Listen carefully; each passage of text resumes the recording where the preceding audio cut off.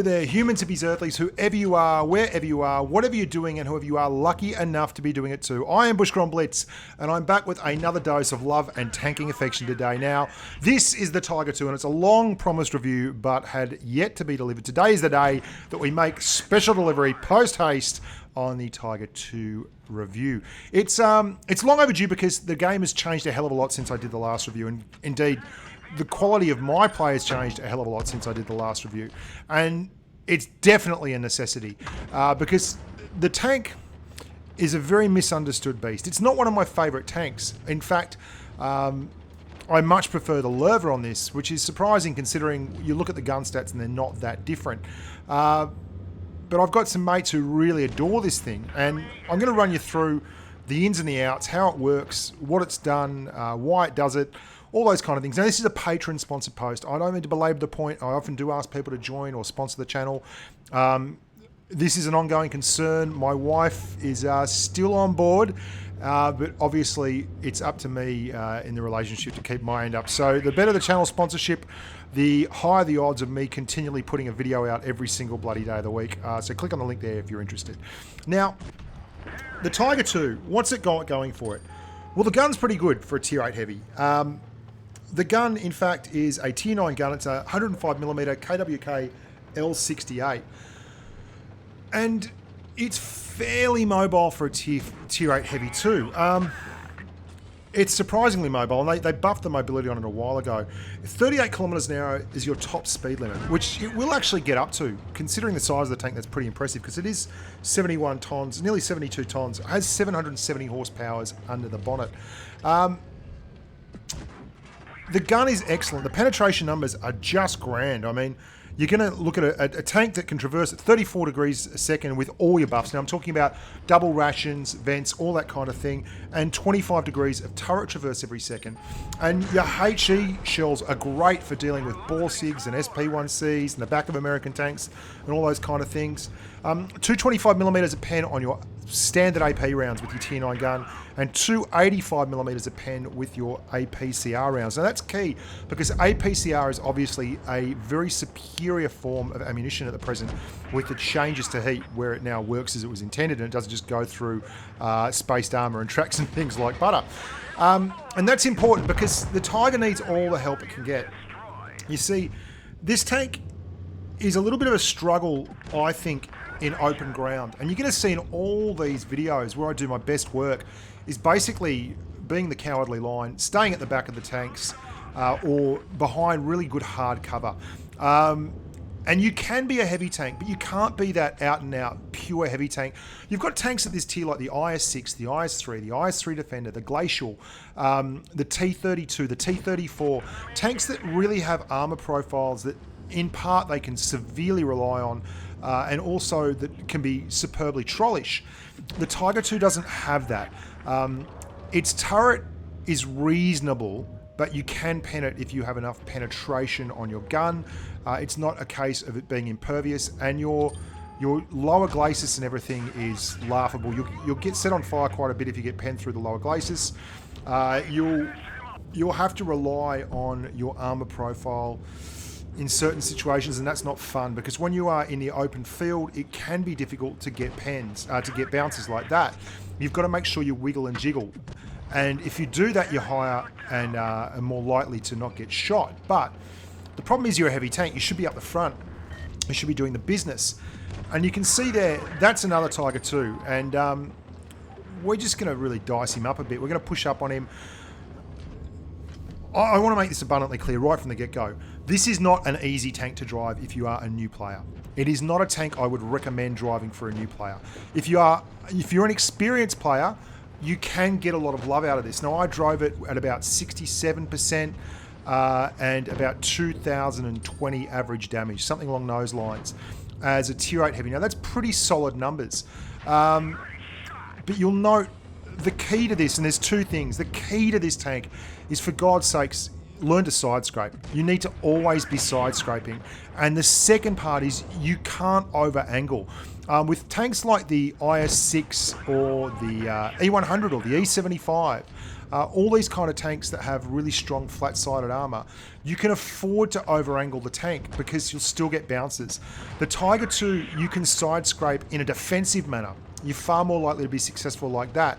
But if you side scrape too steeply to try and get shots off, then you'll quite often come a cropper. And I mucked up there. I thought he'd fired, and it wasn't him that had fired. It was a T25-2 on my team that had fired. And that can be a worry, because if you start trying to side scrape and be the boss, you're going to get hammered. The armor profile hasn't really changed since I did the first review.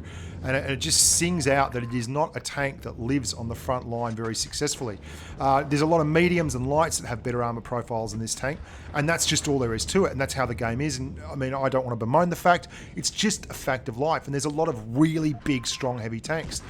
You've got tanks like the Carnarvon, which have armor profiles which are every bit as good as the Tiger IIs, but have even better guns. And I think that's a testament to this tank, that you can be successful with it.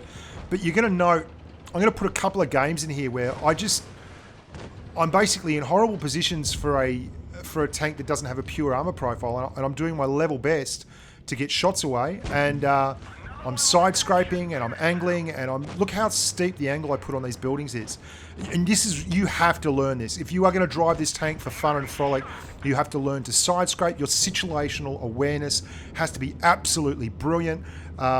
You will not get away with playing this tank as just a push and barge IS-6. And that's really the competition you're up against. Defenders and IS-6s, and even Glacials to a lesser extent, they can make a living because, you know, they can push up on you and they're a good chance of getting bounces, and they can do all these kind of things and actually get through. Now that Tiger II's come out, and I can't take advantage of his drive wheel because that Helsing's into me as well. And we just side scrape, very, very flat side scrape. You see that? I can't afford to push out too far because I can't afford to take too many hit points. Straight through the Tiger II. I mean, if you're in the open field in this tank, you're going to get hammered. Look at how flat I am. Can't help it. You're still going to get penned, but I'm so flat. I hit the Helsing because I hate Helsings. I try and put my ass out a bit to take him, but it doesn't work. I'm selling myself very dearly, but, you know, what are you going to do? You're going to get hammered. And you're going to see here, there's a Tiger I. Now, the Tiger I's an interesting one. I just did a video on that tank where I had a mastery game in it. And it's very quick, and it's more like a medium, a heavium. You can see here comes a Tiger II. Yeah, we're going to go straight through him. Switch to APCR. Look at that heavy armor. It's all gone. And I'm trying to side scope off this IS in front of me. I'm calling the target because I'm saying, hey, let's focus on the same target. And he finally gets the memo, and he's going to pump that Tiger II, and we will do the business and finish him off. And you'll see these videos, I'm putting them in here on purpose because I tried to drive the thing like a biff and barge heavy. You're going to switch to HE here and hit just above the tracks on the Type 62 for a big roll. There we go, 400 alpha. 310 is your average damage on your AP rounds. Try and put the tail into him just to try and nut him a bit. No good, but we're going to get one more round into that Tiger II down there. There you go. Sell your soul dearly. We win a lot of these games where we're doing this. You'll note how often I am side scraping in this tank. There is simply no other way of playing it. You have to get good at side scraping if you are going to be successful in this tank. In open ground, it is a slaughterhouse. You cannot hull down with it either, because if you hull down, people can pen your hatch, they can pen the cheeks, they can pen the sides of the turret if you over angle them. The gun, though, is very, very reliable, and I will say that in its favour. Very, very reliable, and that's important. Really important, because you're going to have that gun pumping at all times to really do the business. You can see that IS-3 there. We're just keeping an eye on everyone around us. There's still a T-34 here we're worried about. There he is. Look how flat I angle up again. Really flat, tight angle on that side scrape. Looking for a shot on this IS-3. Managed to hit the wall. Brilliant work. But I'm side scraping so flat, and I'm going to push up here again. Narrow the distance down to this T-34 so that when he does come out, I'm pushing into him again. He's got to lower the gun, and it gives me a couple of extra seconds. Just means I'm going to win the DPM race, that's all.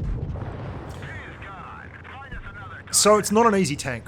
And the amount of care I play it with is pretty phenomenal. And I did find it, actually, and I've got to be honest with this, I really enjoyed doing the review. Really enjoyed doing this review. Which is a surprise, hey, because I think it's not a super strong tank at tier 8 at all. you'll see there's a T-43 on my left there. He's waiting for me. And there's an IS-6 on my right. And you're going to watch how I react here and move to these different angles. The gun's pretty solid. But, I mean, it hit the target there. We were going for the driver's hatch. Drop the adrenaline. I'm moving in to the IS-6. Just trying to get a side scrape shot. Not give too much to the T-43 down the bottom. Just missed my opportunity. Can't help that. Pulling back, looking for shots, looking for targets.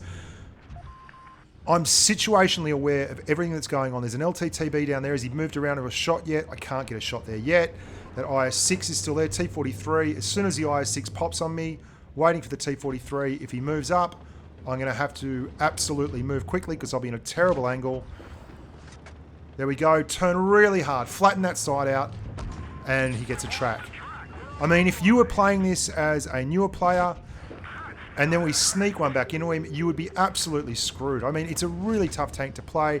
Keeping the rock between me and the IS-6, into the Helsing, get a lovely fire on him, pulling down all the way. There's a Borsig down there as well. I mean, the level of awareness is pretty huge. We take one there. We were trying to actually angle to two targets, which is impossible. And now we're just going to push through here, try and get into this Helsing, and we're going to cop one from the Borsig as we come past, which is fairly evident when you see the amount of health I lose. Fair enough, can't really be helped. We're in a bit of a tough spot there. There's one from the Borsig coming up. Ow, 180 health left, two tanks in the middle. I'm going to move up, keep the Borsig on my left, get a shot into the IS-6. Miss it completely because I'm a numpty. You see what I mean? I don't think it's a tank that is that friendly for guys and girls who are newer drivers. And it's funny because it's at that point in the line where everyone sees the E100 and wants the E100 because it's massive. And yet the Tiger 2 and the Tiger 1 are nothing like you'd historically think they would be. And nothing like the E75. Like the E75, if you learn how to side scrape with a Tiger 2, you can take that to the bank with the E75. It's really, really good. It's such a strong tank, the E75.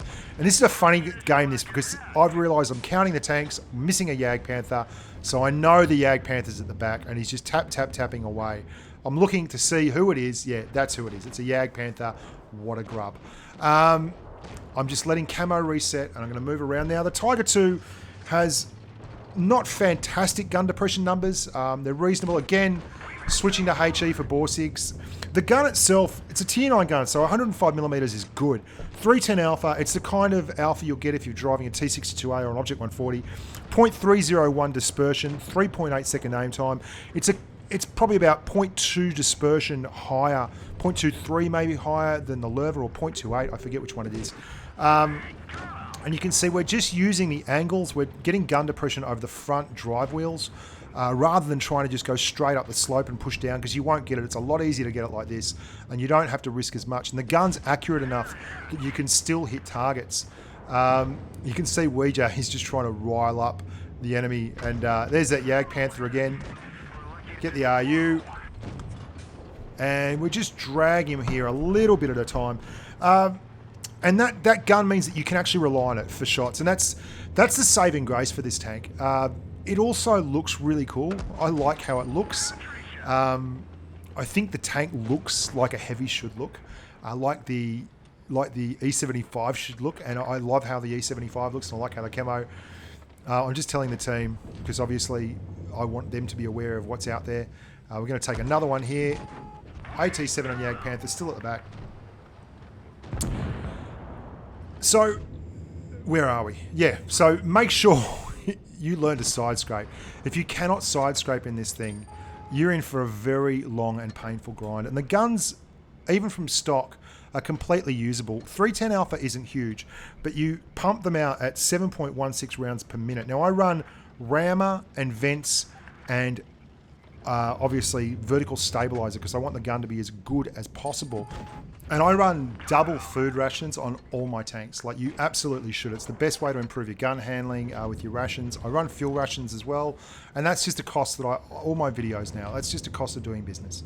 I'm going to put one little section in after this. I was going to finish it here, but I had a game on Canal where an RU251 in the team YOLO'd and died early on and then carried on like an idiot because I wouldn't join him in giving up my life for doing absolutely no damage. And I have to include the last half of that game. I think, in essence, you can see here, I am angling, and you will get bounces if you angle. If they're firing Premo, you won't. But if they're firing standard AP rounds, you should be all right. I want to point out that this tank, more than most, has been a huge beneficiary of premium matchmaking, as in one-to-one matchmaking, which didn't exist when I originally reviewed it. You would see tier 10 in this tank. And much like the Carnarvon, it would just not stand up to scrutiny. I mean, anyone with a standard AP or APCR round at tier 10 would just go straight through you, angled or not. And there's the first in the Kolobanov effort. The RU251 won't shut up, by the way. I just tell him, I'm being a little bit cocky here. Time to die now, Tiger, says the Bear 1967. He did 500 damage and then just wouldn't shut up because no one else YOLO'd and died first part. It's been a huge recipient of a buff from that one-to-one matchmaking. And I think that's probably the best thing Wargaming has done in ages. I know a lot of people bemoan it and say, oh, it's kind of like it wasn't that easy back in my day. Well, it's easier now for certain tanks, and it makes them more useful, and it actually gives them an opportunity to be successful. Whereas that wasn't the case. When this thing first came out, you roll this thing out against an E100 and you're going to get massacred, and your hit point pool at 1600 is just not enough to compete. That's why it doesn't get the same benefit too. The tanks like the IS-6, the IS-3 Defender, the Glacial, the IS-3, they're smaller tanks. They're much, much lower to the ground. And it means that you don't have to worry so much about being spotted and taking damage. I've got to use an awful lot of nous and tactical awareness to just get through the day in this. And that's just a fact of life. And if you don't do that, then you're going to absolutely cop a flogging. And you can see we're going to have to move now. We're going to have to get off the pot because we are being flanked by that Type 69. I was hoping the Ferdinand had come out before the 69, but he didn't. We have enough hit points that we can actually do something here, and it's nice to get that RU251 to shut up. So I was really, really keen to carry this one, and we've already got 3 kills. I don't know where that went. Would have been nice if it went in, but I know the 69 being an autoloader is not about to dump a whole lot of alpha on me, so I'm pretty confident that whatever happens, I'm going to get a shot at him. And there we go. There's his track. Just trying to stay angled. I'm expecting the 30 to pop around the corner at any moment. Happy days, and we've got enough to take a hit from the 30. 460 alpha will do it. There we go. He gets an average roll, and we go in and finish him off. On Bushka on Blitz, good tank, tough drive. Definitely one I would recommend for experienced players. Not one I would recommend for people who are new to the grind and trying to learn how to play. But if you can angle this and side scrape this tank, you can side scrape anything in the game and you can go ahead and be really successful. Drives a lot like a Lerva that doesn't quite have as trollish an armor profile. Lerva seems to get more bounces than it deserves. And it does drive tremendously well as a backline sniper in tier 9 games. The gun is just fine. The penetration numbers are excellent. You can get by with backline sniping on this all day long. But don't get caught in the open field. When you're in the open field, you can wiggle and you can jiggle all you want, but if they've got enough penetration values, it won't matter. They'll just go straight through the upper glacis. It's that easy. There's nothing you can do about it, and that means be aware at all times of where you're off to and who's looking at you. Until next time, boys and girls, look after your families and stay safe on the battlefield.